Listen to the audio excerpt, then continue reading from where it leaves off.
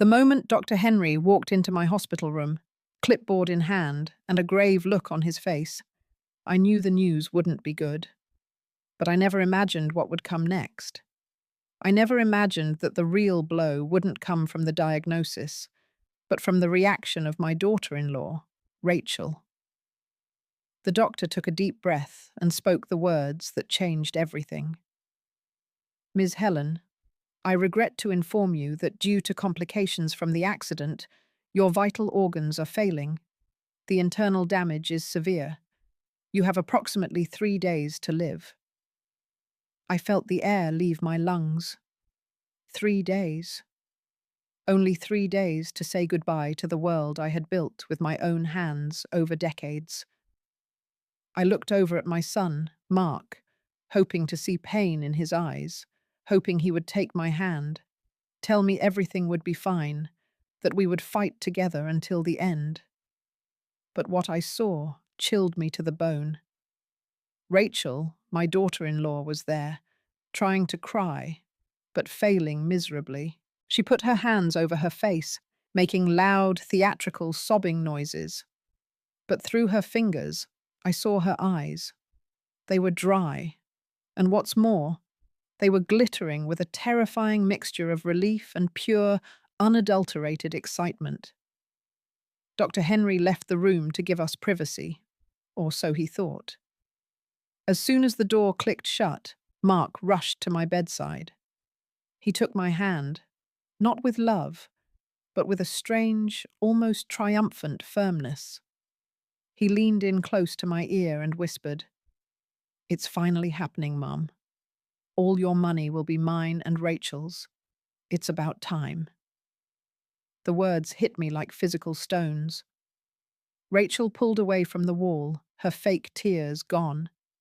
She approached from the other side, looking at me with a coldness she had never openly shown before. $5 million, the real estate portfolio, the tech stocks. It's all ours finally, she said, her voice now sharp with glee. We won't have to pretend anymore. They were laughing. Both of them were laughing while I lay there, connected to machines, my body battered from the accident that had nearly killed me 3 days ago. I closed my eyes, but not from physical pain. The hurt I felt was much deeper. For 35 years, I had been Mark's mother. I raised him alone after my husband died when Mark was just 5 years old. I worked 18 hours a day. I built a real estate empire from scratch. I sacrificed 1,000 times to give him the best education, the best life. And this was my reward? "When do you think we can start the paperwork?" Rachel asked Mark, as if I were already dead. The attorney said we can expedite the process. As for her, you know, we can access the accounts in less than a week. "Perfect," Mark replied. "I already chose the cruise we're taking. A month in the Mediterranean. We deserve it after putting up with so much." Putting up with. That phrase echoed in my head. Putting up with me? Putting up with the mother who gave them everything? I kept my eyes closed, controlling my breathing. I couldn't let them see how much their words were tearing me apart. Not yet. "Do you think she'll suffer a lot?" Rachel asked, with chilling indifference. Mark shrugged. "The doctor said she'll probably slip into a coma in the next couple of days. It will be quick. Better. I don't want to keep coming to the hospital all the time. The smell grosses me out." They stayed a few more minutes, discussing which furniture from my penthouse in downtown Miami they would keep and which they would sell. They spoke of my life, my possessions, everything I had built, as if they were objects in a liquidation sale. When they finally left, I opened my eyes. Tears streamed silently down my cheeks, but something else burned in my chest. Something stronger than pain, something more powerful than betrayal. Rage. I was not going to let them get away with this, not after discovering who they really were. This is the value of speaking up and acting when you feel doubt. Never accept silence in the face of suspicion. Dr. Henry returned an hour later. This time, he closed the door carefully and approached my bed with a completely different expression. He was no longer the grim doctor delivering a terminal diagnosis. He was my friend of 30 years, the man who had treated my late husband, who had watched Mark grow up. "Helen," he said softly, "I heard everything from outside. I left the intercom on by accident." I looked at him, confused. "It wasn't an accident," he continued. "I had suspicions about Mark and Rachel for months. I saw them in the hospital 3 weeks ago asking about your health, about your estate, about what would happen if you— Well, it seemed strange to me, too calculating." "Henry, what are you saying?" He sat in the chair next to my bed and lowered his voice even further. "Your condition is serious, Helen. I won't lie to you. But it's not as catastrophic as I told them. You have internal injuries, severe fractures, major contusions. Yes, but your vital organs are responding better than expected. With proper treatment and rest, you could have months, maybe more. Definitely not 3 days." My heart began to race. Months. "I exaggerated the prognosis because I wanted to see your son's reaction. I needed to confirm my suspicions." He paused. "And unfortunately, I was right." Henry's words floated in the air. Not 3 days. Enough time to do something. Enough time to plan. "Why did you do this?" I whispered. "Because I know you, Helen. I know your strength. And because if your son and daughter-in-law are so eagerly awaiting your death, you need to know the truth before it's too late. Before you sign anything. Before you make decisions about your inheritance without knowing their true intentions." He was right. I had been considering making Mark the executor of my trust. I had trusted him blindly. "There's something else," Henry said, pulling out his phone. "I have a friend who works in private investigation. I asked her to discreetly check Mark's finances. Helen, your son has gambling debts exceeding $800,000. Rachel has credit cards maxed out. They are desperate." The revelation hit me like a second accident. $800,000. That explained the smile. That explained the urgency. That explained the joy upon hearing my death sentence. "What can I do?" I whispered, feeling fear and rage mix in my chest. Henry leaned forward. "You can use this time. You can pretend you are worse than you are. You can observe, listen, gather evidence, and you can protect what you built." His words ignited something in me. A plan began to form in my mind, still blurry, but taking shape. "I'll need help," I said. "I've already thought of that. I know an excellent attorney, Sarah Jenkins, specializing in probate and family fraud. I can contact her discreetly." I nodded slowly. "And I need you to keep up the diagnosis charade. Mark and Rachel must continue to believe I only have days left." Henry smiled for the first time. "That will be easy. In fact, I can make the prognosis seem to worsen. More tests, more complications. Keep them confident." "Do it." That night, alone in the hospital room, with the constant sound of the machines and the dim lights, I made a decision. I was not going to die a victim. I was not going to let my son and his wife destroy everything I had worked for. If they wanted to play dirty, I was going to teach them who invented the game. The next day, Mark and Rachel returned to the hospital. This time they brought a folder full of papers and that same fake excitement I could now see with total clarity. "Mum, we brought some documents," Mark said in a soft, almost affectionate voice. What a good actor he was. "Just formalities, you know. Health insurance stuff, authorization for treatments, nothing important." But I could read.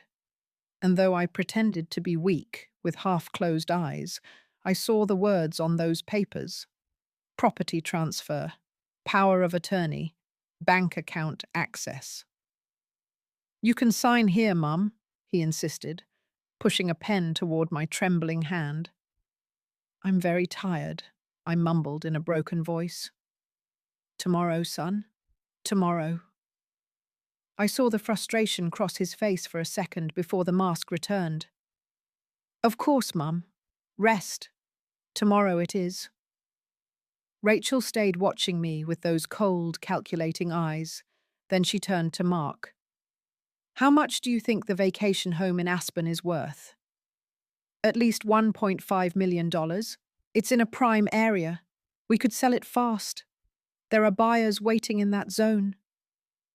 They spoke as if I weren't there, as if I were already dead and buried. After they left, Nurse Brenda, a kind woman in her mid-50s, who had worked at this community hospital for 15 years, came in to check my vitals.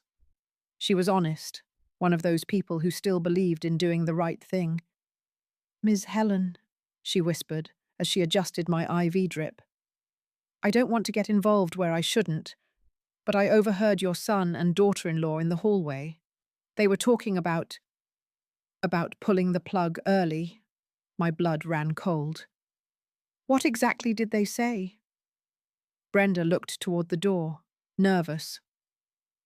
"Your daughter-in-law said that if you slipped into a coma, it would be easier to convince the doctors there was no hope left, that they could accelerate the process. Mark said he knew someone at the hospital who could help." I felt the rage burn inside me. They didn't just want my money. They wanted to ensure I died quickly. "Brenda, I need you to do me a favor," I said, taking her hand. "I need you to be my eyes and ears. Listen to everything they say when they think no one is listening. Can you do that for me?" She nodded without hesitation. "Anything you need, Ms. Helen. Your son is not a good man. I see it in his eyes." On the third day in the hospital, Dr. Henry discharged me under the condition of absolute bed rest at home. Of course, in front of Mark and Rachel, the diagnosis remained terminal. 3 days, he repeated to them. Perhaps less if there are complications. Mark insisted I stay in my master suite on the 2nd floor. "So you'll be comfortable, Mum. You'll have everything you need." But I knew the truth. They wanted me isolated, away from the main areas of the house, where they could do whatever they wanted without me seeing them. My house was a large 2-story mansion in a wealthy Los Angeles suburb that I had bought 20 years ago when my real estate business took off. 5 bedrooms, a large yard, a pool, all paid for with my sweat and tears, and now they walked through it as if it were already theirs. On the 4th day, pretending to sleep, I heard footsteps in the hallway. Mark and Rachel didn't know I had installed a baby monitor years ago, back when my grandchildren used to visit.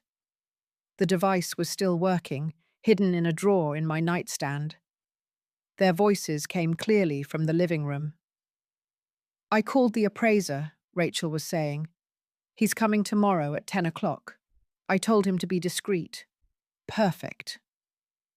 "And the real estate agent. I already sent him photos of the house.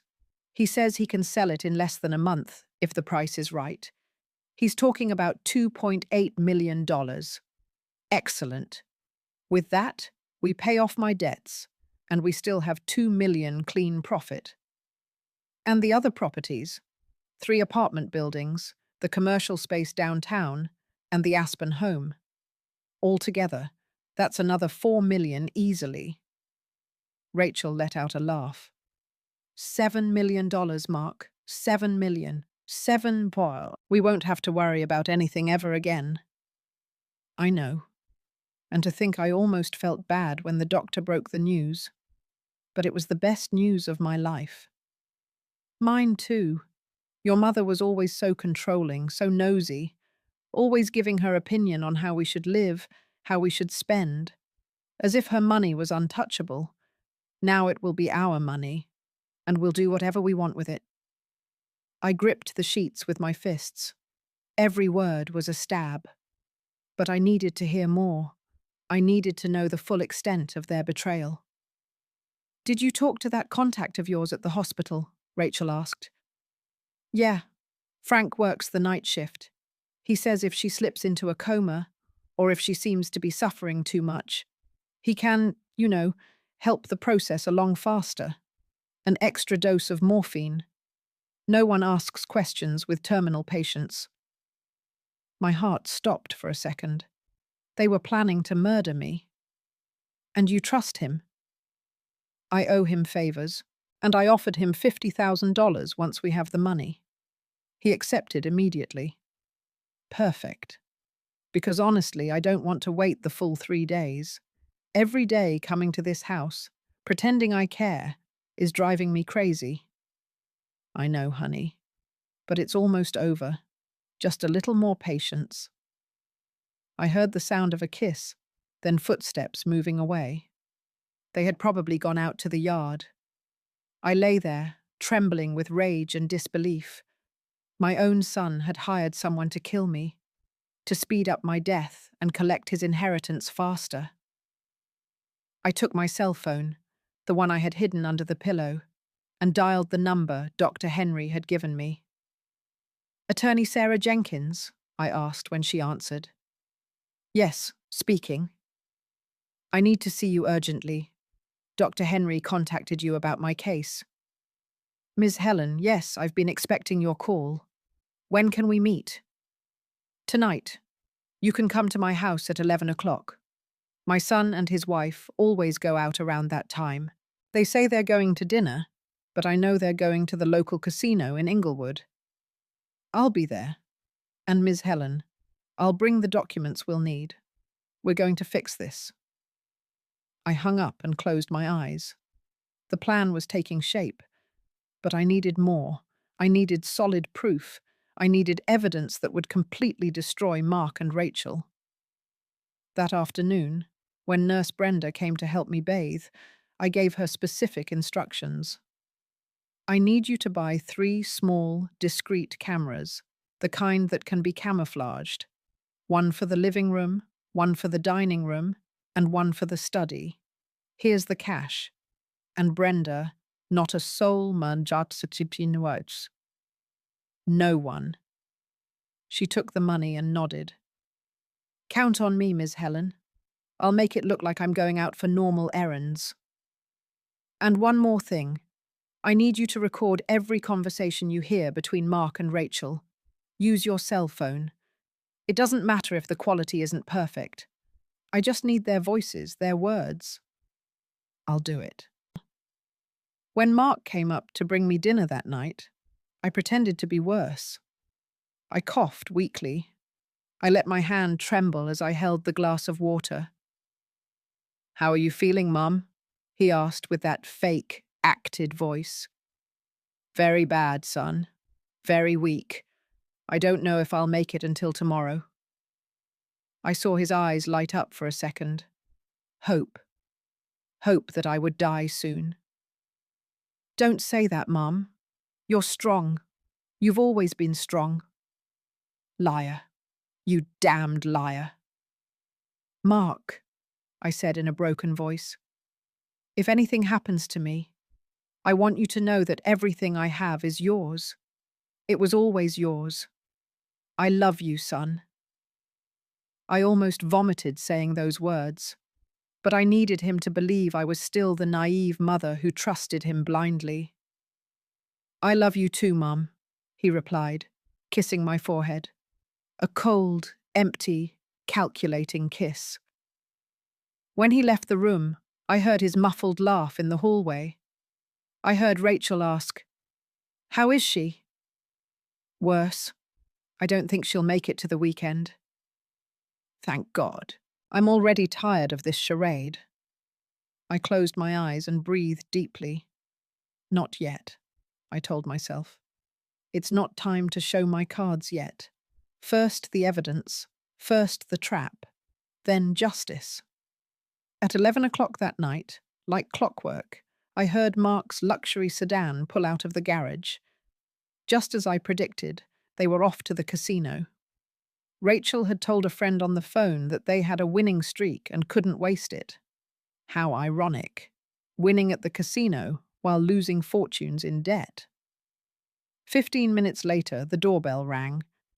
Brenda, who had stayed with me under the excuse of being my night nurse, went down to open it.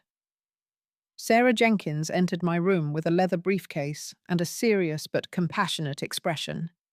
She was a woman in her mid-40s, impeccably dressed in a charcoal grey suit, her hair pulled back, with an intelligent, direct gaze.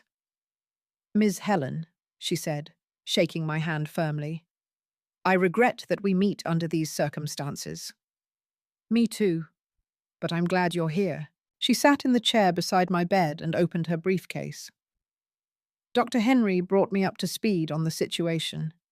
Your son and daughter-in-law believe you only have days to live and are preparing to inherit. But I need you to tell me everything from the beginning. Every detail matters." For the next hour, I told her everything. The accident, the false diagnosis, Mark's reaction, the conversations I had overheard, the murder plot with the hospital employee, the gambling debts, the appraisers, everything. Sarah took notes on her tablet, nodding occasionally. When I finished, she looked up. "This is more serious than I thought. We're not just talking about greed, Ms. Helen. We are talking about conspiracy to commit murder. That's prison time." "I want them to pay," I said firmly. "I want them to face the consequences for every horrible thing they've planned." "And they will. But we need to build a solid case. The conversations you overheard are valuable, but we need recordings, documents, physical evidence." "Brenda is installing cameras tomorrow." "Excellent. But there's more we can do." Sarah pulled several documents from her briefcase. "We need to revise your current will and trust. Who is the primary beneficiary?" "Mark. Everything is in his name. I thought it was the right thing to do. He's my only son." "Not anymore. We are going to draft a new will and trust tonight, one that Mark and Rachel will never see until it is too late." We spent 2 hours working on the documents. Sarah was meticulous, explaining every clause, every legal protection. The new will named my brother, Michael, who lives in Oregon, as the principal beneficiary, established a trust for several charities focused on veterans, and left Mark a minimal $50,000, the legal minimum, so he couldn't challenge the document by claiming accidental omission. "We will need witnesses for the signing," Sarah said. "Brenda can be one. We need 2, and preferably people who have no interest in your estate." "Dr. Henry. He can be the second." "Perfect. I will contact them tomorrow to come and sign. In the meantime, this document remains in my absolute custody. Mark will not know of its existence until the exact moment we decide to reveal it." I signed the new will with a trembling hand, not from weakness, but from emotion. It was my first real strike against Mark, the first piece of the puzzle falling into place. "Now," Sarah continued, "I need you to give me access to your bank accounts, your properties, everything. I'm going to run a full audit. If Mark has been stealing, and I suspect he has, I'm going to find every penny." I gave her all the account numbers, all the passwords, all the documents I had stored in my private safe deposit box. Sarah worked quickly, taking photos of everything with her phone. "One more thing," she said before leaving. "I need you to keep pretending. Keep being the dying, trusting mother. Every day they think they are winning is one more day we have to gather evidence." "I can do that," I said. "I'm a better actress than they think." Sarah smiled for the first time. "I know. The simple fact that you are planning this while they believe you are dying tells me you are an extraordinary woman, Ms. Helen." When she left, after 2 in the morning, I felt something I hadn't felt in days. Hope, control, power. Mark and Rachel returned at 3, drunk and loud. I heard them stumbling up the stairs, laughing like teenagers. I won $2,000, Mark was saying. 2,000 damn dollars in one night. It's a sign, Rachel replied. Things are turning around for us. We'll finally have what we deserve. They went into their bedroom, across the hall from mine, and continued talking. I turned up the volume on the intercom. When is the appraiser coming? Mark asked. Tomorrow at 10 o'clock. I told him to come through the back door to be discreet. Your mother can't see him. Perfect. And the transfer papers. I have them ready. We just need her signature. Even if she's weak, even if she can barely write, a mark is enough. My cousin the notary already knows what to do. We'll pay him $5,000 to look the other way. And what if she refuses to sign? There was a pause. Then Rachel said something that left me breathless. Then Frank does his job ahead of schedule. Either way, in 4 days maximum, she won't be a problem anymore. I like the way you think, Mark laughed. I recorded every word on my phone. Every single damn word. The next day, Brenda arrived early with a grocery bag that no one checked. Inside were the 3 tiny cameras. They were small, button-sized, with a Wi-Fi connection directly to an application on my phone. Where should I install them? She whispered. The main living room, where they sit and talk. Put it inside the floral arrangement on the mantelpiece. The second one in the study, behind the books on the shelf. And the third one in the dining room, stuck under the hanging chandelier. Brenda worked quickly and silently while Mark and Rachel had breakfast on the patio. In 20 minutes, all 3 cameras were installed and working. I checked the app on my phone. The images were clear. The audio was perfect. Excellent work, Brenda. To serve you, Ms. Helen. These 2 don't know who they messed with. At 10 o'clock sharp, just as Rachel had said, the appraiser arrived. A man in his 50s with a briefcase and a professional camera. Mark led him in through the garden door. From my room, through the cameras, I watched them move through my house like vultures. The appraiser took photos, made notes, evaluating every piece of furniture, every artwork, every detail. This lamp is an antique Tiffany, he was saying, pointing to the crystal chandelier in the dining room that I had bought in New York. It's worth at least $50,000. What about the piano? Rachel asked. That's an original Steinway, 100,000 easy. Mark smiled as he totaled the figures. How much in total for all the contents of the house? Not counting the house itself, you're talking about $400,000 in furnishings, art, and objects. Incredible, Rachel whispered. It's more than I thought. When can we proceed with the sale? Mark asked. The appraiser looked at him with some discomfort. Is your mother agreeable to this? My mother is very ill. She has days left. She gave me complete authorization to handle her affairs. The lie came so naturally from his lips. I understand. Well, I'll need legal documents to prove that authorization. We'll have them soon, Mark assured him. I recorded everything, every word, every gesture, every complicit glance between Mark and Rachel. After the appraiser left, they came up to my room with papers in hand and fake smiles on their faces. Mom, you're awake, Mark said with nauseating sweetness. We need you to sign these papers. They are for the health insurance, so we can pay your treatments without issues. I looked at the papers. They were property transfers, documents that would give them total control of my estate. I can't see well, I murmured. The letters are blurry. It doesn't matter, Mum. Just sign here. Mark put the pen in my hand. I let my hand tremble exaggeratedly. I can't, son. It hurts too much. Tomorrow, please. I saw frustration in his eyes, but he nodded. It's all right, Mum. Tomorrow. When they left, I heard them in the hallway. She's getting difficult, Mark growled. Call Frank. Have him come tonight. I'm tired of waiting. My heart pounded. They were going to try to kill me tonight. I immediately called Sarah. I need you to come now. With police, if possible.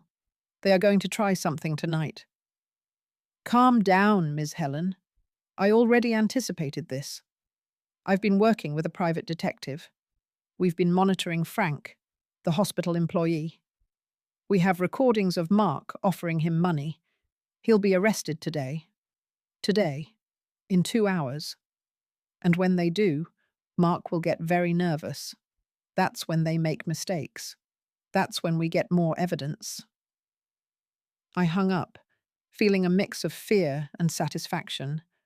The trap was closing, but something was still missing. I still needed more to completely destroy them. That afternoon, Dr. Henry came to do a routine checkup. In front of Mark, his diagnosis was devastating. Ms. Helen is deteriorating rapidly. Her vital signs are weak. I estimate she has a maximum of 3 days left. Mark tried to look sad, but I saw the relief on his face. 3 days, he thought. 3 days until the end of his world, I thought. At 6 o'clock in the evening, my phone vibrated with news that filled me with satisfaction. Sarah sent me a message. Frank arrested. He confessed everything. Mentioned Mark's name. The police want to talk to your son. I smiled from my bed. The first domino had just fallen. An hour later, 2 detectives knocked on my door. From my room, through the cameras, I watched Mark open it with a confident expression that turned to panic when he saw the police badges. Mark Harrison? One of the detectives asked. Yes, that's me. What's going on? We need to ask you some questions about Frank Herrera. Do you know him? I saw the color drain from Mark's face. Frank? Who? No, that name doesn't sound familiar. That's strange. He says you offered him $50,000 to accelerate the death of your mother, who is ill in this house. Rachel appeared behind Mark, her eyes wide. That's ridiculous. My husband would never do something like that. We have recordings, Mum. Frank was smarter than your husband thought. Mark stammered. That's a lie. Frank is lying. He probably wants money. He's making things up. So you completely deny knowing him? Yes, I completely deny it. The detective nodded slowly. Interesting, because we have phone records showing 17 calls between your number and Frank's in the last 2 weeks. Also some quite explicit text messages. Mark was sweating. I want to speak to an attorney. You can do that. But know that we are investigating attempted murder. If you have anything to tell us, now is the time. I have nothing to say without my attorney. The detectives left, but left a card. We'll be in touch, Mr. Harrison Tavia. Don't leave the state. As soon as the door closed, Mark exploded. Damn, Frank! That idiot betrayed me! Rachel paced back and forth, hysterical. They're going to arrest us. Mark, they're going to put us in jail. What are we going to do? Calm down. They don't have real evidence, just the words of a desperate orderly. Any good attorney can destroy that in court. What if your mother finds out? Mark looked thoughtful. It doesn't matter. She only has 2 or 3 days left anyway. By the time this goes to trial, she'll be dead, and we'll have the money to pay the best attorneys in the country. What if she changes her will before she dies? She can't.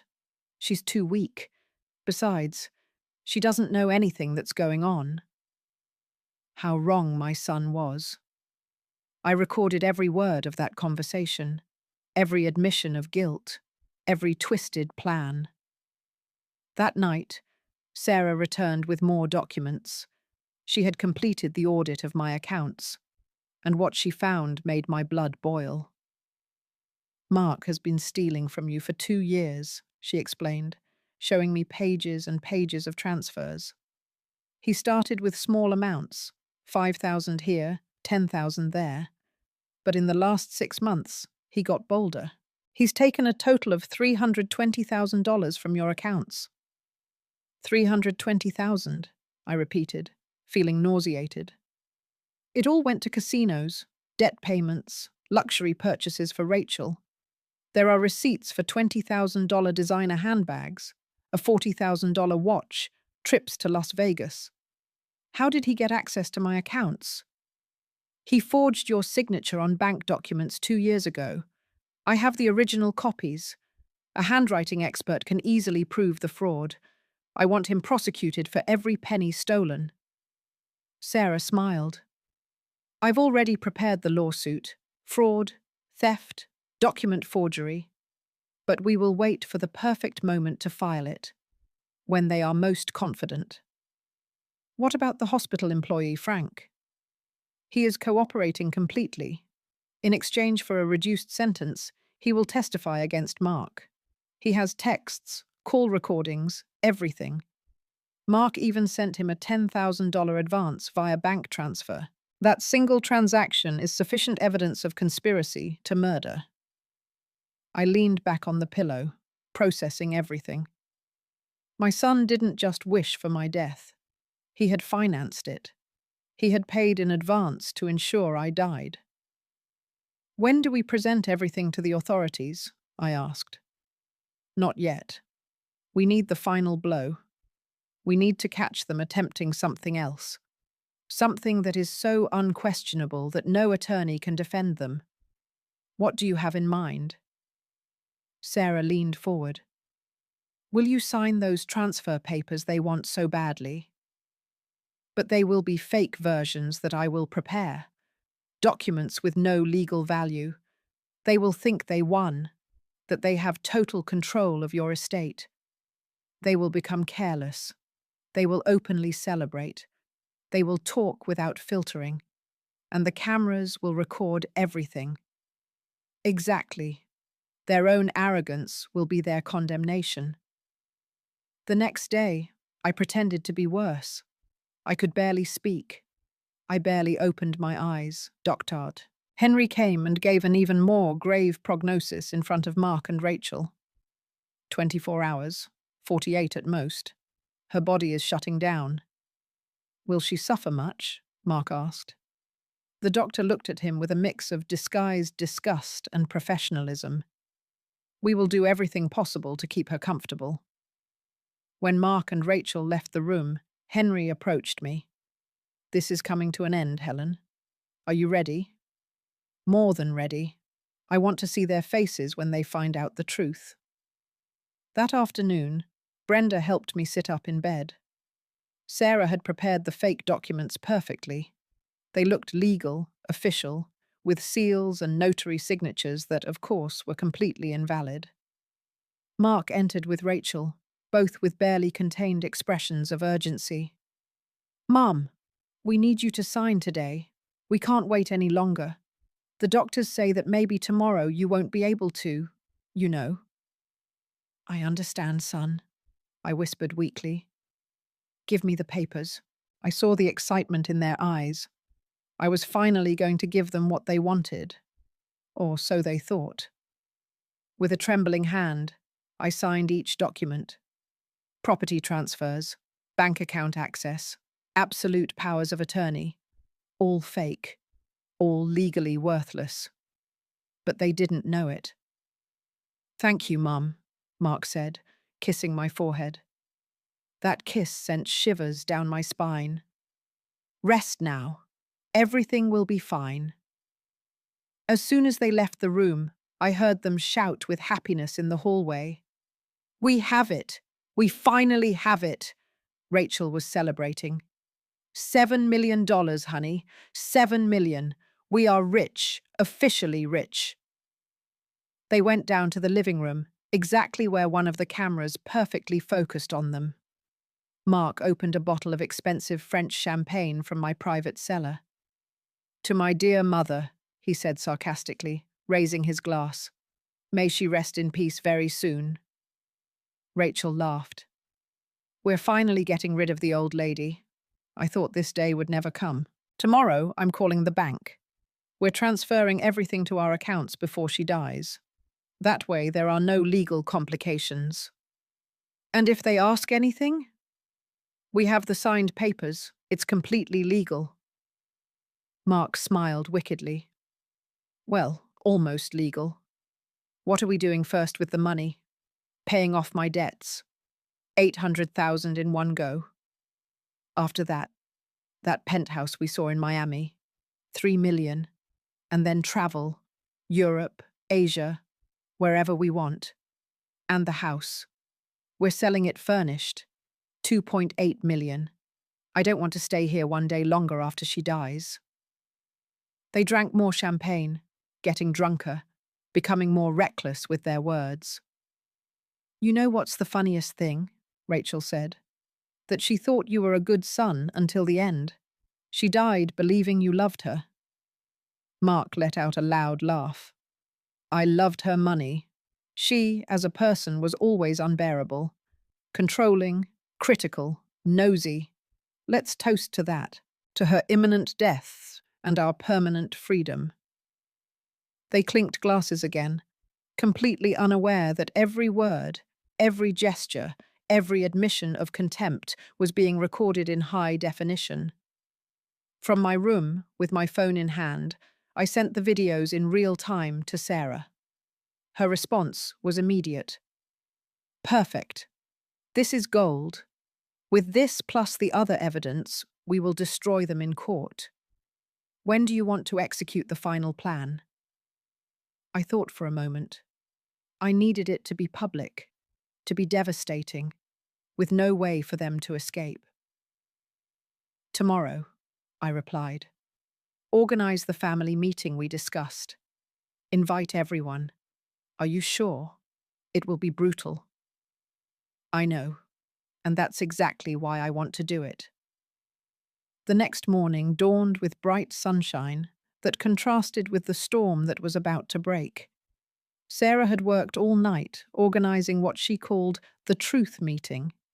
She had contacted my brother Michael, who lived in Oregon, and knew nothing of my supposed terminal condition. She also invited 3 notaries, 2 attorney witnesses, and the detectives who had interrogated Mark the day before. Mark and Rachel knew nothing of this. They thought it was just another day waiting for my death. At 9 o'clock in the morning, Mark entered my room with a smile he no longer bothered to hide. Good morning, Mum. How did you sleep? Very poorly, son. I think today is my last day. I saw his eyes shine with barely contained excitement. Don't say that, Mum. Although if it is your time, I want you to know I always loved you. Liar until the end. Mark, I want to ask you a favor. I want to see the whole family one last time. Your Uncle Michael, the important people in my life. A proper goodbye. Mark frowned. Mum, Uncle Michael lives 5 hours away. He won't make it in time. He's already on his way. I called him last night. He'll arrive by noon. Please, son. It's my last wish. He couldn't refuse without seeming like the monster he was. All right, Mum, as you wish. And I want it in the big living room. I want to go downstairs. I want to be surrounded by my things one last time. Mum, you're too weak to go downstairs. Brenda will help me. Please, Mark. It's the only thing I ask. He sighed, clearly annoyed by the complication, but nodded. As you wish. At 11 o'clock, Brenda helped me get dressed. I put on a lavender dress I had always liked, combed my hair, even put on a little makeup. Mark and Rachel thought it was my final vanity, my wish to look presentable in my last hours. They didn't know it was my war armor. When I walked down the stairs, leaning on Brenda, I saw the living room was already set up. Mark had placed chairs in a circle, like an anticipated wake. How appropriate. I sat in my favorite armchair, the same one where I had spent thousands of nights reading, planning my businesses, building my empire. Michael arrived exactly at noon. My younger brother, 58 years old, rushed in with tears in his eyes. Helen, sis. I came as fast as I could. How are you? I'm fine, Michael. Better than I expected. I gave his hand a significant squeeze. He understood that something was going on. Mark greeted his uncle coldly. They had never gotten along. Michael had always seen through Mark's lies. Who else is coming? Rachel asked, nervous to see this was getting bigger than they expected. My attorney, Sarah, and some people who need to be present. Your attorney? For what? For the reading of my will, Rachel. I thought you'd like to hear it before I die, so there are no surprises. I saw Mark and Rachel exchange nervous glances. This made them anxious, but they couldn't refuse without raising suspicion. At 12:30, Sarah arrived with her briefcase. Behind her walked the 3 notaries, the 2 attorney witnesses, and finally the 2 detectives. Mark immediately stood up. What's going on here? Why are there police? Sit down, Mark, I said in a firm voice. Gone was the weak, dying voice. My real voice, strong, clear. Mum, what? I said, sit down. Something in my tone made him obey. Rachel clung to his arm, pale. Sarah positioned herself at the front of the room. Good morning, everyone. We are here for several urgent legal matters concerning Ms. Helen Harrison and her estate. I don't understand, Mark stammered. Mum, you said you were going to die today.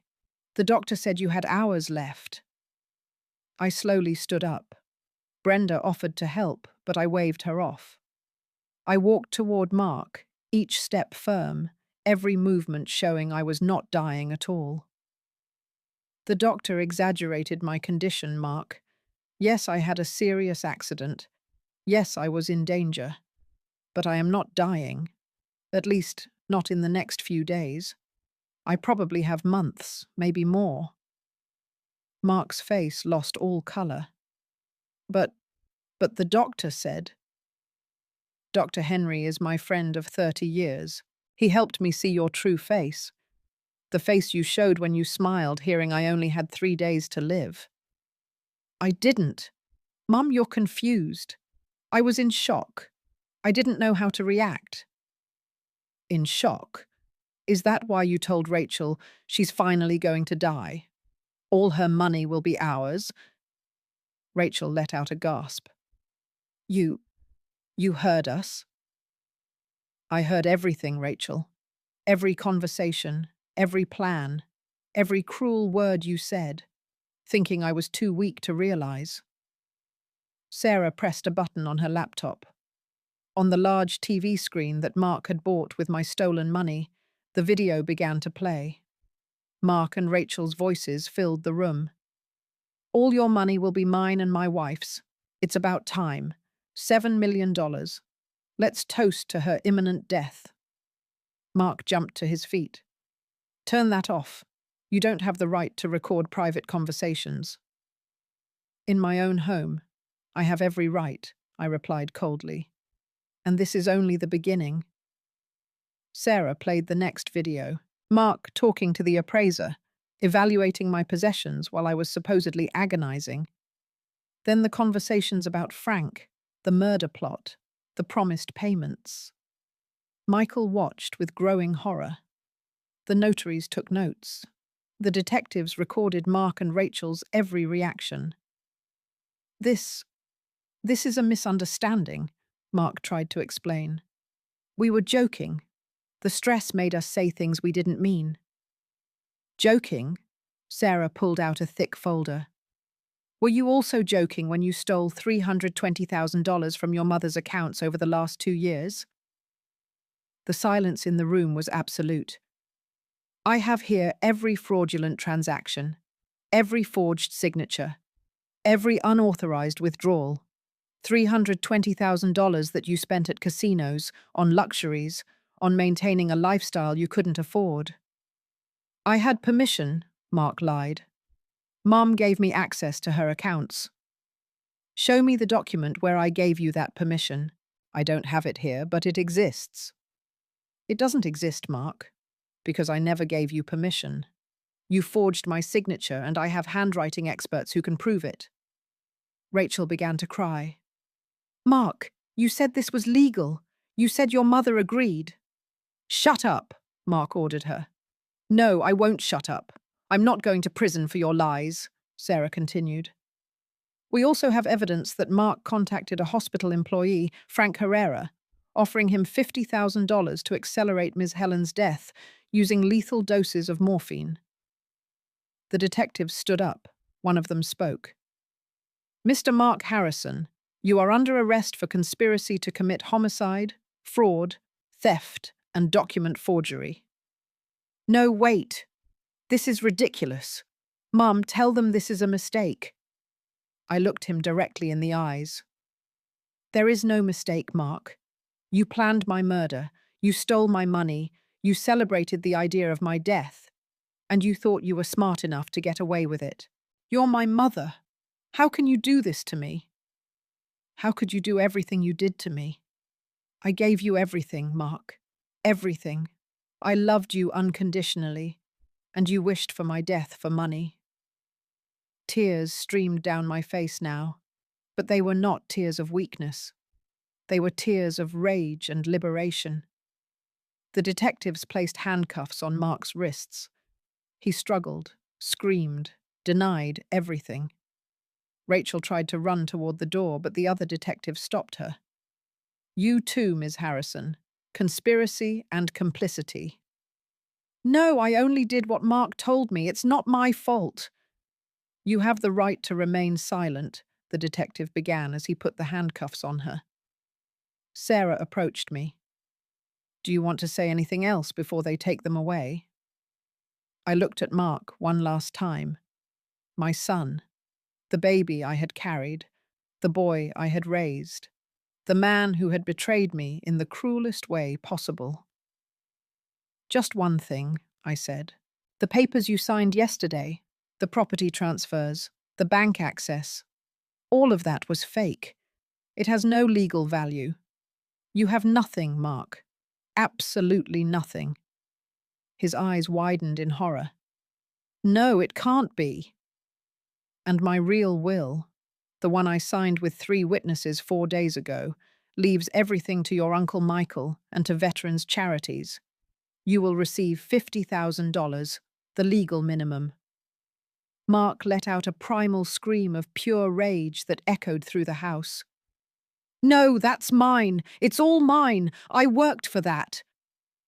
You worked? My voice rose. When did you work, Mark? Because I built this empire cleaning offices at night while you slept. I signed contracts after 20 hours without rest. I risked everything I had while you enjoyed a comfortable life you never earned. You're my mother. You had an obligation to give me everything. I had an obligation to raise you, educate you, love you. And I did. But I have no obligation to reward you for wishing for my death. The detectives began to drag him toward the door. Mark continued to shout obscenities, threats, desperate pleas. Rachel cried hysterically. Miss Helen, please. I have 2 small children. I can't go to prison. Please forgive me. Where were your children when you planned my murder, Rachel? Did you think of them when you toasted my death? You wanted a better life for them. Built on my grave. What an exemplary mother. Sarah intervened. Ms. Harrison can cooperate with the prosecution. If she testifies against Mark and returns what she can of the stolen money, She might get a reduced sentence. Rachel clung to that hope like a shipwreck survivor to a plank. Yes, yes, I'll testify. I'll tell them everything. It was all Mark's idea. I just followed his orders. Mark looked at her with hatred. Traitor! You damned traitor! You got us into this. You and your gambling addiction. You and your lies. They were taken away amidst mutual screams and accusations. The door closed, and finally, after days of tension, there was silence. Michael approached and hugged me tightly. Sis, I can't believe what I just witnessed.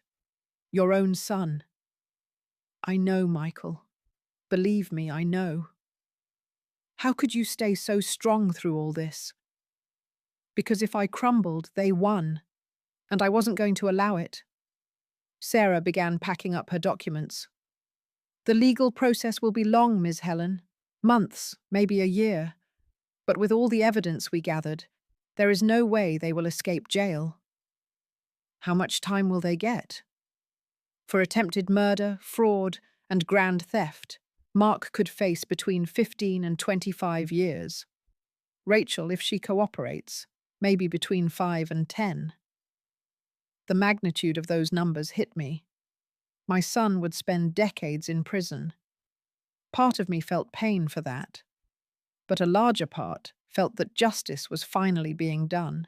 The notaries had me sign several official documents confirming my competent mental state, my capacity to make legal decisions, and the validity of my new will. Everything was registered with official seals and multiple witnesses. We will also file criminal charges for the money stolen, Sarah explained. The bank will cooperate completely. Mark will have to return every penny, plus interest and penalties. He doesn't have money to return, I said. He spent it all. Then everything he has in his name will be seized. His car, his possessions, everything. And he will have a debt that will pursue him for the rest of his life. When everyone left, except Michael and Brenda, I collapsed onto the armchair. The emotional exhaustion was worse than any physical pain from the accident. Do you want me to help you upstairs to rest? Brenda asked tenderly. In a moment. First, I need to process all this. Michael sat beside me. Are you okay, Helen? I want the truth. I'm devastated, Michael. My son wanted me dead. How does a mother process that? I don't know, sis. But I know you did the right thing. Mark needs to face the consequences of his actions. Part of me feels like I failed as a mother. Where did I go wrong? At what point did he become this monster? You didn't go wrong. You gave him love, education, opportunities. He made his own decisions, his bad decisions. Brenda brought me hot tea. Ms. Helen, I saw how you raised that boy. You were an exemplary mother. What Mark became is not your fault. Some people simply have darkness in their hearts. Their words comforted me a little, though the pain remained, deep and sharp. That night, alone in my room, I reviewed the recordings one last time. Seeing Mark celebrate my death, seeing the joy in his eyes upon hearing my supposed terminal sentence, was like nails in my heart. But it also reminded me why I had done all this. Not just for justice, but for dignity, for refusing to be a victim until my last breath. The next day, the news exploded in the local media. Millionaire matriarch uncovers murder plot, orchestrated by her own son, read the headlines. Reporters constantly called my door. Sarah handled everything, issuing a brief statement requesting privacy during this difficult time. But the calls that mattered most to me were different. Former business partners expressing their support. Friends I didn't know I had sent flowers and messages. Employees from my properties called to say they had always suspected Mark. He was skimming off the rent, one of my building managers confessed. He said you had authorized him to collect directly. I thought it was strange, but I didn't want to cause trouble. How much did he steal from the rent? I'm not sure. Maybe another $100,000 in the last year. More theft. More betrayal. Every day I discovered a new wound Mark had inflicted. Sarah added these new charges to the growing list. This adds up, Ms. Helen. Every additional crime means more time in prison. A week after the arrest, I received a letter from Mark from jail. Brenda brought it in with a worried expression. "Do you want me to read it?" asked Michael, who had stayed with me during these difficult days. "No, I'll read it." I opened the envelope with trembling hands. Mark's familiar handwriting filled 3 pages. "Mum, I know I made mistakes. I know I hurt you. But I am still your son. I'm the only blood relative you have besides Michael. You can't abandon me like this. I need you to drop the charges. I need you to forgive me." I was confused. The pressure of the debts drove me crazy. But deep down, I care about you. You always mattered to me. Please, Mum, give me a second chance. Your grandchildren need their father. Don't do this to them. Tears fell onto the paper as I read. Even now, even after everything, Mark was trying to manipulate me, using his children as a shield, feigning remorse, promising changes that would never come. "What does it say?" Michael asked. "The same as always. Lies wrapped in pleas. Are you going to answer?" I thought about it at length. Part of me, the mother who still lived inside, wanted to believe there could be redemption. But the woman who had heard her son celebrate her death knew the truth. No, there's nothing to say to him. I tore the letter into small pieces and let them fall into the trash. 2 weeks after the arrest, Sarah called me with news that would change everything again. "Ms. Helen, we found something else. Something big. What is it now?" "Mark has a secret bank account in the Cayman Islands with $500,000. I gasped. 500,000? Where did he get so much money? That's the interesting part. We tracked the transactions. He sold 3 of your commercial properties 6 months ago. Properties you had given him as a gift years ago when you still trusted him. Those properties were worth at least $800,000. Exactly.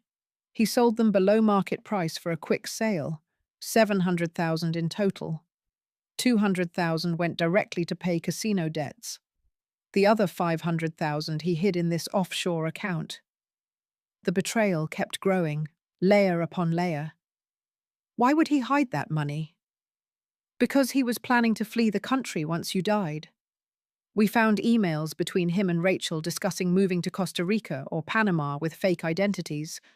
They wanted to disappear with your inheritance before the debts caught up with them. My God, how far did his plan go? Very far, Ms. Helen. We found fake passports already processed, plane tickets purchased for 2 weeks after your expected date of death, even a property already rented in San Jose, Costa Rica. I sat down heavily in the armchair. My son didn't just want my money. He wanted to wipe himself off the map with it, let his own children grow up fatherless, while he lived a life of luxury with stolen money. We can recover that money. We've already initiated the legal process. With the criminal charges, the government can freeze those accounts. It will take time, but yes, eventually we will recover it. I want every penny of that to go toward an educational fund for my grandchildren.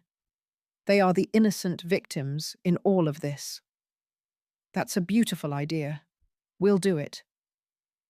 That same afternoon, another unexpected visitor arrived. Deborah, Rachel's mother, a woman in her mid-60s who had always been distant from me.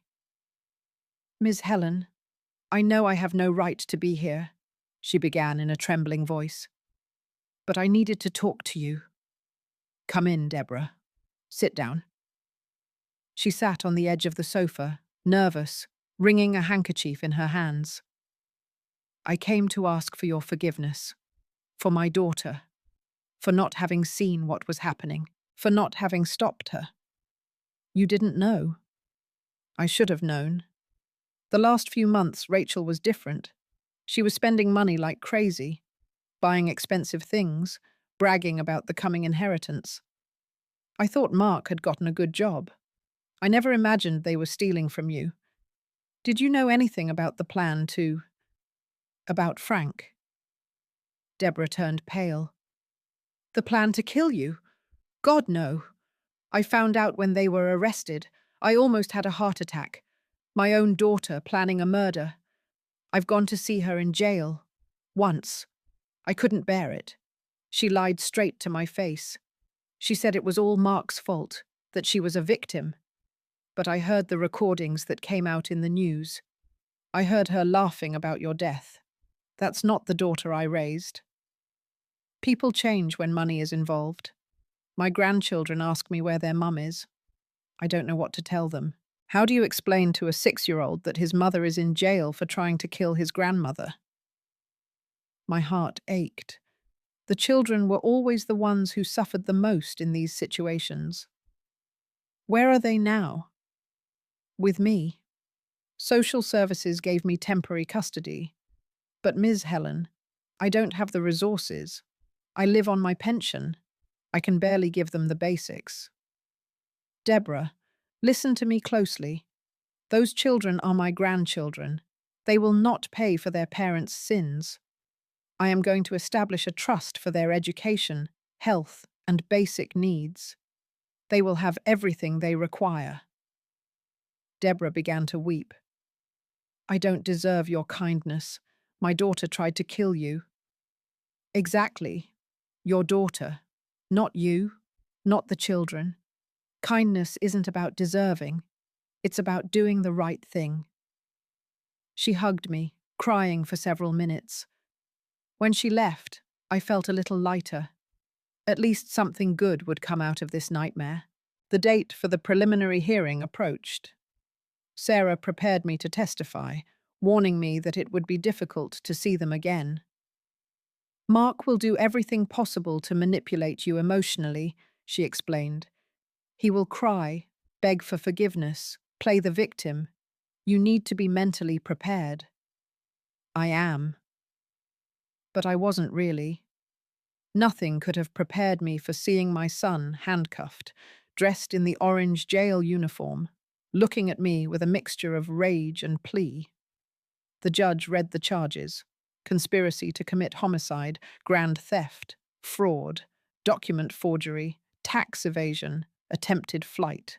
The list seemed endless. "How does the defendant plead?" the judge asked. Mark's defense attorney, an expensive man paid with the little that remained in the accounts before they were frozen, stood up. "Your Honor, my client pleads not guilty. We argue that he suffered a mental breakdown due to the stress of seeing his mother ill. His actions, while questionable, had no real criminal intent." Sarah almost laughed out loud. "Your Honor, we have recordings of the defendant celebrating his mother's imminent death. We have evidence of systematic theft for years. We have documents proving he planned to flee the country. This was not a mental breakdown. It was a calculated and premeditated plan." The judge reviewed the documents. "Bail is set at $2 million. Mark did not have $2 million. He didn't even have 200,000 after all his accounts were frozen." "Your Honor," his attorney pleaded, "that amount is excessive. My client has family, children who depend on him." "Your client attempted to murder his own mother for money," the judge replied dryly. "Bail is maintained. Next case." Mark looked at me as the guards led him away. "Mom, please, don't leave me here, please." I maintained a neutral expression, but inside my heart broke into 1,000 pieces. Rachel had her hearing immediately afterward. Her strategy was completely different. She cried, pleaded guilty to some minor charges, offered to testify against Mark in exchange for a reduced sentence. "My husband manipulated me," she sobbed. "I only wanted to protect my children.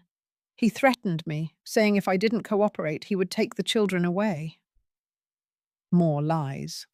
The recordings clearly showed she was an enthusiastic participant, not a manipulated victim. But the legal system is like that. The one who speaks first sometimes gets a better deal. The prosecutor accepted her offer. Rachel would testify against Mark, return all the money she could, and in exchange would receive a sentence of 7 to 10 years instead of 15 to 20. When we left the court, Michael took my arm. "How do you feel?" "Like I just buried my son, except he's still alive, just a stranger with his face." "I'm sorry, sis." "Me too." That night, I couldn't sleep. The images from the hearing kept repeating in my mind. Mark in handcuffs, his pleading eyes, his broken voice asking for help. But then I remembered his other words. "You're finally going to die. Mum, all your money will be mine." And the pain transformed back into resolution. The next morning I received a call from the prison. Mark was requesting a visit. Sarah advised me not to go. "You have no obligation to him, and anything you tell him can be used against him or for him in the trial." "I know, but I need closure on this chapter. I need to see him one last time and say everything I need to say. Then I will go with you, and we will legally record everything." 2 days later, I entered the prison visiting room. Mark was sitting on the other side of the glass, emaciated, deep circles under his eyes, wrinkled uniform. I picked up the phone. He did the same. "Mum," his voice broke. "Thank you for coming." "I didn't come for you, Mark. I came for me, for closure. Please listen to me. I was desperate. The debts were killing me. The collectors were threatening to hurt my family. I panicked and made bad decisions." "Bad decisions? Mark, you planned my murder. You celebrated the idea of my death. You stole from me for years." I know, no, and I regret it. Every second here I regret it. But Mum, I'm still your son, your only son. You can't abandon me. You abandoned me first, the day you decided my death was worth less than your financial comfort. What can I do for you to forgive me?" I looked at him for a long time. "Nothing. There is nothing you can do. Forgiveness doesn't work like that. It is not earned with pleas or empty promises. It is earned with real change, with genuine remorse, with time and actions. And you have none of those things. Please, Mum." "Goodbye, Mark. This is the last time we will see each other.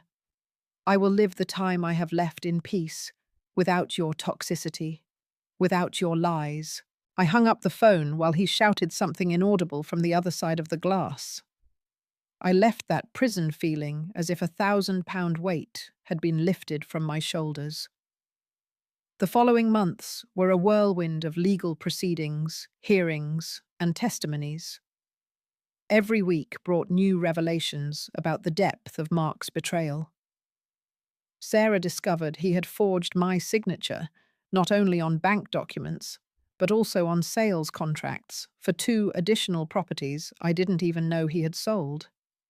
The money, another $300,000, had gone straight to cover more gambling debts and to the offshore account.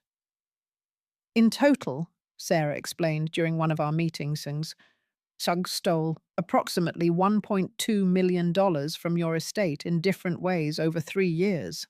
1,200,000, I repeated, still processing the magnitude of the theft. 3 years stealing from me right under my nose. And he would have kept doing it if the accident hadn't accelerated his plans. In a twisted way, that accident saved you from additional years of theft. It was a twisted way of seeing things, but she was right. The main trial began in October, 6 months after the arrest. The room was full of reporters, curious onlookers, and some of my employees who wanted to show their support. Rachel testified first, just as she had promised. With fabricated tears and a trembling voice, she told how Mark had convinced her to participate in the plan.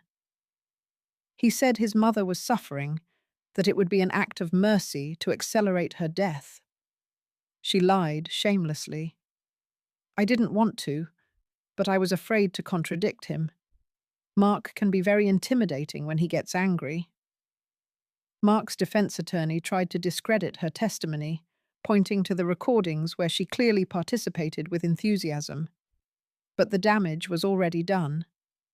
The jury had heard someone close to Mark confirm his intentions. Frank, the hospital orderly, testified next.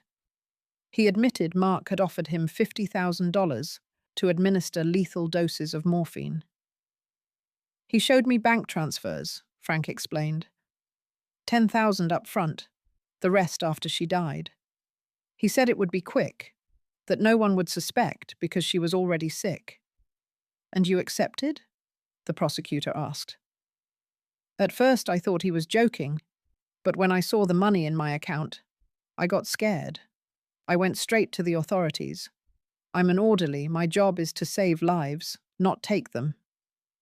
Mark's attorney tried to argue that Frank had attempted to extort his client, but the recordings of their conversations proved otherwise. Mark had initiated the contact, offered the money, and insisted on the plan. When it was my turn to testify, the silence in the room was absolute. I walked toward the stand with my head held high, though my legs were trembling. The prosecutor guided me through the events. I told them about the accident, about the false diagnosis Dr. Henry had given with my consent, about Mark's reaction to hearing I only had 3 days to live. Can you describe that reaction for the jury? The prosecutor asked. He smiled. It wasn't a nervous smile or one of shock. It was a smile of relief and satisfaction. When the doctor left, my son leaned toward me and whispered, "You're finally going to die, Mum. All your money will be mine and my wife's. It's about time." I heard murmurs of disbelief in the room. Some jury members looked at me with compassion. How did you feel when you heard that? Like my heart had been ripped out. For 35 years I was his mother. I raised him alone after my husband died. I sacrificed everything to give him the best life possible. And the moment he thought I was dying, his only concern was when he could collect his inheritance. Tears streamed down my face. I didn't try to stop them. They were real. Every single one of them. The defense attorney tried to attack my credibility during cross-examination. Ms. Helen, isn't it true that you orchestrated this elaborate plan to trap your son? That you lied about your medical condition intentionally? I exaggerated my condition, yes, but only after hearing my son celebrate my supposed death. Only after realizing I needed to protect myself. Isn't it true that you have a history of being controlling with your son, of criticizing his financial decisions? I tried to guide him toward responsible decisions, yes, especially when I discovered his gambling addiction. But I never controlled him.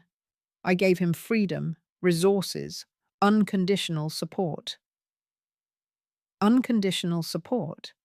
Then why are you testifying against him now? Why don't you drop the charges and forgive your only son? I stood up, looking directly at him. Because my son planned to murder me. Because he stole over $1 million from me. Because when he thought I was dying, the only thing he felt was happiness. Forgiveness does not mean allowing someone to destroy your life without consequences. The attorney had no answer for that. Sarah presented the video and audio recordings. The entire room listened to Mark and Rachel celebrating my death, planning what to do with my money, discussing accelerating my death with Frank's help. I saw several jury members shake their heads in disgust. An older woman wiped away tears. Financial experts testified about the fraudulent transactions, the forged signatures, the secret accounts. Every piece of evidence built a stronger case. Dr. Henry testified about how Mark had inquired about my financial health, even before asking about my medical condition after the accident. It seemed strange to me, he explained. A worried son asks first if his mother is going to survive. Mark first asked about my will, about who would have access to my assets if I became incapacitated. Brenda testified about the conversations she had overheard, about how Mark and Rachel walked through the house evaluating what to sell, talking about my death as if discussing the weather. Every testimony was another nail in Mark's legal coffin. Finally, the moment came for the closing arguments. The prosecutor was direct and devastating. Ladies and gentlemen of the jury, this case is not just about greed. It's about the deepest betrayal that can exist. A son who not only wished for his mother's death, but actively worked to accelerate it. A son who for years DiL systematically stole from the woman who gave him life. A son who saw his mother connected to machines in a hospital, and his first thought was, when can I collect?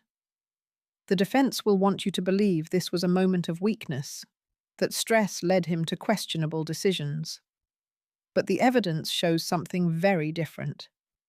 It shows years of planning. It shows systematic theft. It shows a secret bank account in a tax haven. It shows fake passports and escape plans. This was not a moment of weakness. It was a calculated and premeditated criminal plan. And when that plan was about to be executed, when Mark Harrison thought he would finally have all his mother's money, she did something extraordinary. She refused to be a victim. She used her intelligence, her strength, and her dignity to expose the truth. Ms. Helen is not asking for vengeance. She is asking for justice. And justice in this case is clear. Mark Harrison must be found guilty on all counts and must face the full consequences of his actions. The defense attorney attempted one last desperate defense. My client made mistakes. Yes, terrible mistakes, but he is still a human being, a father of 2 children, a man who made bad decisions under extreme pressure. Does he deserve to lose decades of his life for those decisions? Does he deserve for his children to grow up without a father? He turned toward me. Ms. Helen is a powerful woman, a woman who orchestrated this elaborate plan to trap her own son. Is there not some cruelty in that too? Couldn't she have simply talked to him, sought professional help, found another way? Sarah had prepared me for this moment. I stood still, head held high, showing no emotion. The jury retired to deliberate. Sarah told me it could take days, but it only took 6 hours. When they returned, the jury foreman stood up. On the charge of conspiracy to commit homicide, we find the defendant guilty. Mark collapsed in his chair. On the charges of grand theft, fraud, document forgery, tax evasion, and attempted flight, we find the defendant guilty on all counts. The judge's gavel hit the block, echoing like thunder. The defendant will be sentenced in 30 days. He will remain in custody until then. Mark turned to me, his eyes full of hatred. This is your fault. You did this to me. You destroyed my life. The guards led him away while he continued screaming accusations, denials, curses. Michael hugged me. Sarah squeezed my hand. Brenda wept with relief. I had won. Justice had been served. But as we left the court, amidst camera flashes and reporters' questions, I felt no triumph. I felt a deep emptiness where the love for my son used to be. The sentencing came a month later, in a smaller but equally tense room. Mark walked in, handcuffed, thinner, with a vacant look I barely recognized. The judge reviewed the documents with a serious expression. Mr. Mark Harrison, you have been found guilty on multiple serious charges. Before passing sentence, is there anything you wish to say? Mark stood up tremblingly. He looked directly at me. Mum, I know I don't deserve your forgiveness. I know I did unforgivable things. But I want you to know that I regret it. The man who planned those horrible things wasn't me. It was someone consumed by desperation and addiction. I lost my way. I lost my humanity. And in the process, I lost the most valuable thing I had, your love. The judge waited to see if I would respond. I did not. Those words came too late. Very well, the judge said. Mr. Harrison, your crimes represent one of the deepest betrayals that can exist in a family relationship. For the charge of conspiracy to commit homicide, the sentence is 18 years in state prison. For the combined charges of fraud, theft, and forgery, an additional 7 years are added. Total sentence, 25 years in state prison. 25 years. Mark would be 60 years old when he got out. Furthermore, you must restitute the $1.2 million stolen, plus interest. All your properties will be seized. Mark didn't react. He simply bowed his head and let the guards lead him away. When everything was legally over, I felt strangely empty. Justice had been done, but the emotional price had been devastating. Michael stayed with me for the following weeks. How do you feel, sis? Like I won a battle, but lost something invaluable. I won my dignity, my justice, but I lost my son. You had already lost him years ago, Helen. You just know it now. Sarah finalized all the legal paperwork. We established the educational trust for my grandchildren, ensuring they had everything they needed. We also recovered $300,000 from the Cayman Islands account, Sarah informed me. Allocate that money to the foundation I want to create, for families destroyed by gambling addictions, to help people like Mark before they reach the point he reached. Sarah smiled with admiration. After everything he did to you, you are still looking to help others like him. You are an extraordinary woman. I am not extraordinary. I just understand that pain should not be wasted. If my suffering can prevent that of others, then it has purpose. The following months were dedicated to rebuilding my life. My health, contrary to the initial prognoses, improved considerably. I visited my grandchildren regularly. At first it was difficult. They saw me as the reason their parents were in prison. But with time, patience, and love, they began to understand. Grandma, my oldest grandson, now 8 years old, asked me one day, "Why did Daddy do those bad things?" Sometimes people get lost, sweetie. They make bad choices that lead them down dark paths. Your daddy got lost. Do you hate him? No, I don't hate him.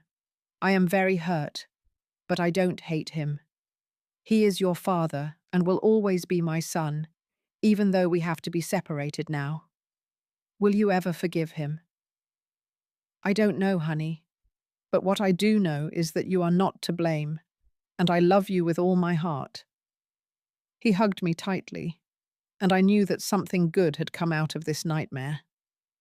The Harrison Foundation, named for my late husband, Robert, opened its doors a year later. It offered free therapy for gambling addicts, financial counseling, and educational programs. On opening day, dozens of people came.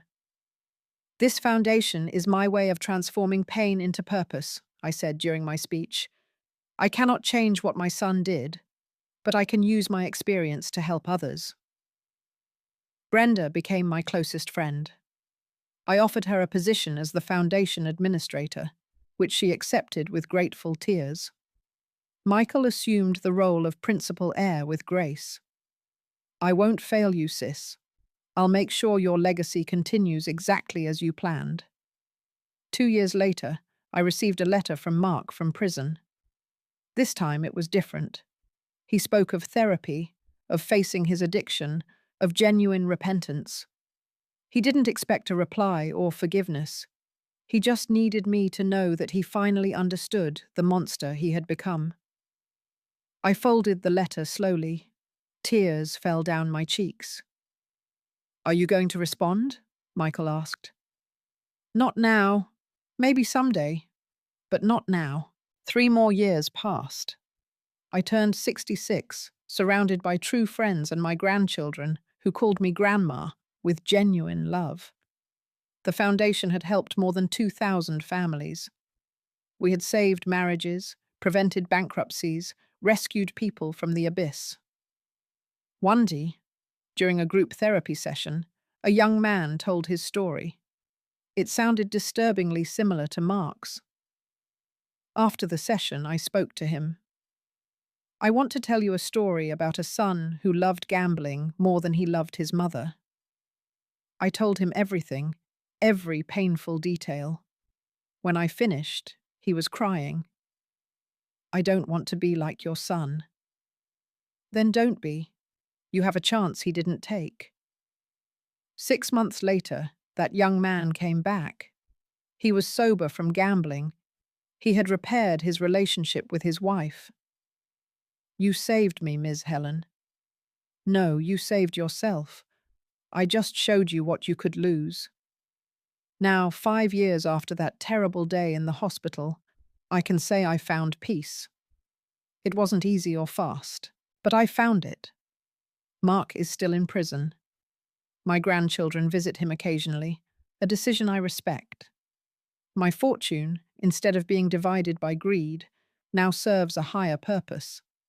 It helps, it heals, it prevents tragedies. And I, against all odds, am still alive. Strong, dignified.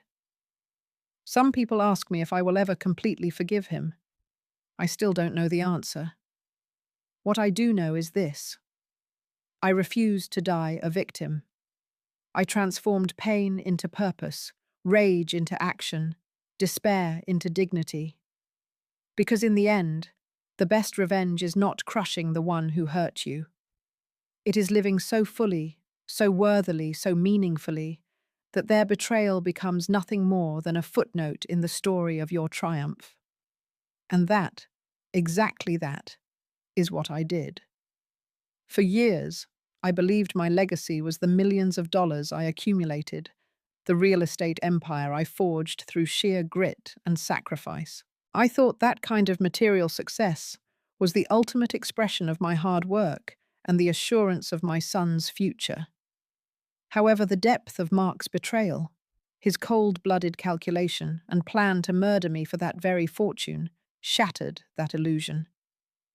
My true victory was not in retaining the wealth, but in using the last moments of my perceived life to reclaim my dignity and expose a painful truth. The real lesson is that wealth is merely a tool. Its value is determined by the hand that wields it. By choosing to redirect the stolen and recovered assets into the Harrison Foundation, I transformed the instrument of my son's greed into a vehicle for saving others from the same dark addiction that consumed him. The foundation, which now aids thousands of families, has become the only meaningful legacy I will leave behind. It's a testament to turning the darkest chapter of my life into a light for others, proving that a purposeful life is far more powerful and enduring than any amount of money.